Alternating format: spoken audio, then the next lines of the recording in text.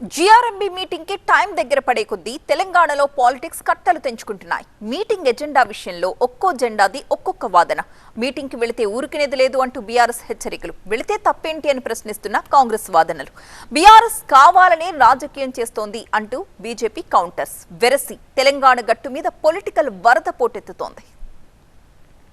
గోదావరి జలాలపై తెలంగాణ రాజకీయాలు వేడెక్కాయి. తెలంగాణలోని 7 సాగునీటి ప్రాజెక్టుల రివ్యూ చేయాలని ఏపీ కోరుతుంటే ఆ అంశాన్ని తెలంగాణ ప్రభుత్వం జీఆర్ఎంబీ ఎజెండాలో పెట్టడమేంటని బీఆర్ఎస్ విమర్శలు గుప్పిస్తోంది. తెలంగాణ ప్రాజెక్టులను అడ్డుకోవాలని ఏపీ ప్రభుత్వం జీఆర్ఎంబీ ఎజెండాలో పెడితే తెలంగాణ ప్రభుత్వం ఇంతకాలం ఎందుకు నోరు మెదపలేదని ప్రశ్నించారు మాజీ మంత్రి హరీష్ రావు. బీఆర్ఎస్ ప్రశ్నించిన తర్వాత హడావిడిగా లేఖలు రాయడం తప్ప తెలంగాణ ప్రయోజనాల పట్ల రేవంత్ సర్కారుకి అసలు చిత్తశుద్ధి లేదంటూ ఎక్స్ వేదికగా మండిపడ్డారు. లేఖలతో పనులు కావు, తెలంగాణ నీటి ప్రయోజనాల కోసం రాజీలేని పోరాటం చెయ్యాలన్నారు. జీఆర్ఎంబీ సమావేశాన్ని బాయ్కాట్ చేయాలని డిమాండ్ చేస్తున్నారు బీఆర్ఎస్ నేతలు. బీఆర్ఎస్ నేతలు కావాలనే రాజకీయం చేస్తున్నారంటూ కౌంటర్ ఇస్తున్నారు అధికార కాంగ్రెస్ నేతలు. జీఆర్ఎంబీ సమావేశానికి వెళ్తామని అంటున్నారు. నీటి వాటా విషయంలో రాజీ పడకుండా జీఆర్ఎంబీ సమావేశంలో బలంగా వాదిస్తామంటున్నారు. తెలంగాణ ప్రయోజనాలను బీఆర్ఎస్ అడ్డుకునే ప్రయత్నం చేస్తోందని ఆగ్రహం వ్యక్తం చేశారు మంత్రి శ్రీధర్ బాబు. కాంగ్రెస్ ప్రభుత్వంపై ఉన్న కోపాన్ని తెలంగాణ ప్రజలపై చూపించొద్దన్నారు. తమ ప్రభుత్వం మాత్రం ఎట్టి పరిస్థితుల్లో రాజీ పడదన్నారు. అయితే సమావేశానికి వెళ్లడమే సరికాదంటోంది బీఆర్ఎస్. ఏపీ చేస్తున్న కుట్రలను రేవంత్ సర్కార్ గమనించడం లేదా అంటూ మండిపడుతోంది బీఆర్ఎస్. మనకు రావాల్సిన వాటా ఉందో దాన్ని సాధించి తీరుతాం, వాదన వినిపిస్తాం, తీసుకొస్తాం, అదే క్రమంలో పోయే కార్యాచరణ తీసుకుంటామని స్పష్టంగా చెప్పడం జరిగింది. మీరు మీ ప్రభుత్వంలో ఆనాడు మీరు ఒక స్పష్టంగా అర్థవంతమైన నిర్ణయాలు తీసుకోకపోవటం వల్ల ఈరోజు ఈ విధమైన పరిస్థితులు ఏర్పడ్డాయి. సిగ్గుండాలి అంటున్నా నేను. తెలంగాణ చీమును రక్తమునుడు ఎవడు కూడా మాటలు మాట్లాడాడు. తెలంగాణ రక్తమే అయితే నీ దగ్గర ప్రవహించేది, అంత చేతగాని రెండ మాటలు మాట్లాడకూడదు. ఉన్నారు కదా 3.5 కోట్ల మంది ప్రజలు మన వెనకాల, ఎందుకు లొంగిపోతున్నారు?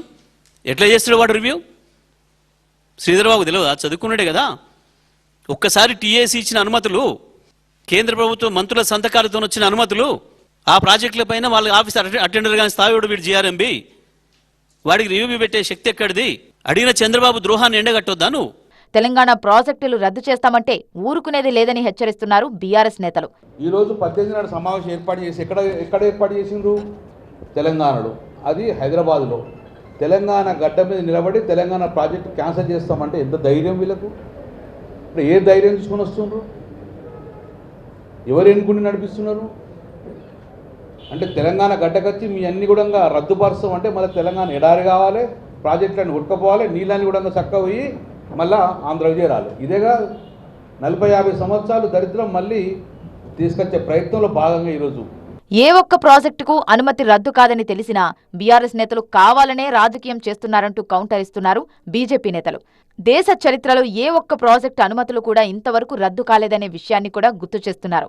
మీరు అర్థం చేసుకోవాల్సింది ఏంటంటే, తెలంగాణ రాష్ట్ర ప్రభుత్వం టీఆర్ఎస్ ఎలియాస్ బీఆర్ఎస్ అధికారంలో ఉన్నప్పుడు ప్రాజెక్టులు కడతామని అనుమతులు తీసుకున్నటువంటి 7 ప్రాజెక్టుల విషయంలో అనుమతి రద్దు కాదు. జీఆర్ఎంబీకి అధికారం లేదు. జీఆర్ఎంబీ వింటది అంతే. అటు ఆంధ్ర ప్రాంతం నుంచి వచ్చిన వాళ్ళు, ఇటు తెలంగాణ ప్రాంతం నుంచి వచ్చినటువంటి ప్రతినిధులు చెప్పే వాదనలు వినేటువంటి సంస్థ తప్ప నిర్ణయం తీసుకునేటువంటి సంస్థ కాదు. తెలంగాణ గట్టు మీద నడుస్తోన్న ప్రాజెక్టుల పంచాయతీ ఏ మలుపు తిరుగుతుందో, ఈ నెల 18న ఏం జరగబోతుందో అన్న ఉత్కంఠ నెలకొంది.